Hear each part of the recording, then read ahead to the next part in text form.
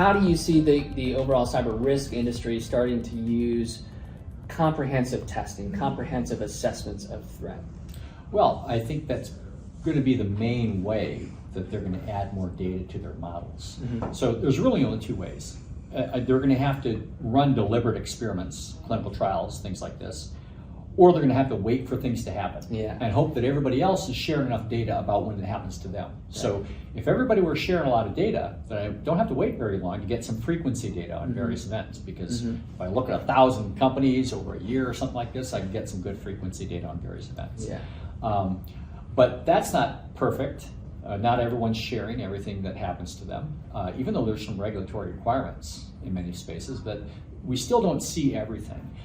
Even though someone might be required to report a major breach, they are, both domestically in Europe and so forth, they're required to make all sorts of breach announcements. But we don't necessarily know the details of exactly what happened in each of those cases. So it's a little harder based on that information alone to work out how much, if they would have had this kind of control, would the risk have gone down? I don't know if they had the control or not, actually. Right. So I don't know if it's different for us than it was for them.